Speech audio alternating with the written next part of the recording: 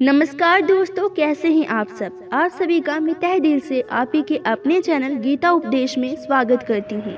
दोस्तों, कभी न कभी आपके मन में ये प्रश्न आया ही होगा कि मृत्यु के पश्चात व्यक्ति के साथ क्या होता है।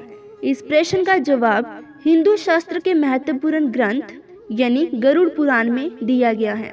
गरुड़ पुराण के अनुसार जब भी किसी व्यक्ति के शरीर से आत्मा बाहर निकलती है तो उसे बहुत ही ज्यादा कष्ट होता है। उस व्यक्ति को इतना दर्द होता है जितना कि 100 बिच्छू के एक साथ काटने पर होता है। उस समय उसका मुंह सूख जाता है और उसके सभी जन्मों के कर्म उसको नजर आने लगते हैं। जब व्यक्ति के शरीर से आत्मा निकलती है उसे कुछ समय तक पता ही नहीं होता है कि वह अब शरीर से अलग है। इसलिए वो इसी प्रकार व्यवहार करती है जैसे वो शरीर के अंदर करती थी। लेकिन जब उसको जैसे ही एहसास होता है कि अब वो शरीर से अलग हो चुकी है तो उसे बहुत ही बेचैनी और घबराहट होती है।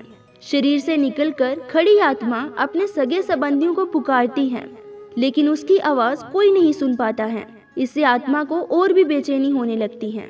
तब आत्मा परेशान होकर सभी लोगों से कुछ कहना चाहती है, पर उसकी आवाज बस उस तक ही गूंज कर रह जाती हैं, क्योंकि वह भौतिक नहीं अभौतिक ध्वनि होती है और मनुष्य केवल भौतिक चीजों को ही महसूस कर सकता है।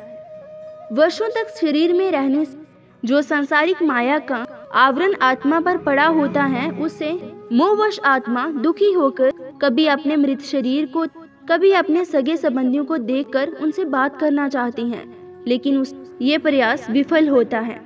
इसके बाद आत्मा कोशिश करती है कि वह फिर से शरीर में प्रवेश कर जाए ताकि वो अपने सगे संबंधियों से बात कर सके, लेकिन यम के दूत उसे शरीर में प्रवेश नहीं करने देते। धीरे धीरे व्यक्ति को उस आत्मा को ये स्वीकार हो जाता है कि अब जाने का वक्त हो गया है। मोह का बंधन कमजोर होने लगता है और वो मृत्यु लोग विदा होने के लिए तैयार हो जाती हैं।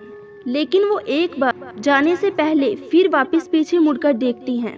शरीर के मित हो जाने पर जब वो अपने प्रियजनों को रोते बिलखते देखती हैं तो वो बहुत दुखी होती हैं और खुद भी वो चीख चीख कर रोने लगती हैं। लेकिन अब उसके वश में कुछ भी नहीं होता। वह लाचार होकर सब कुछ देख और अपने जीवन काल में किए कर्मों को याद करके दुखी होती है।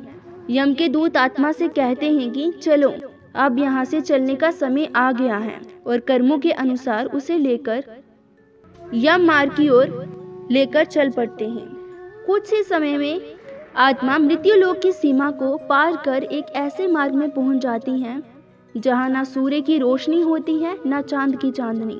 उस लोक में हर जगह अंधेरा होता है। यहाँ आत्मा कुछ देर विश्राम करती है और कुछ समय बाद यम के दूत आत्मा को लेकर यमराज के पास पहुंच जाते हैं। वहां उसके कर्म अनुसार उसको सजा मिलती है। अगर उसने बुरे कर्म किए होते हैं तो बुरी सजा, और अगर अच्छे कर्म किए होते हैं तो अच्छी फल प्राप्त होती है।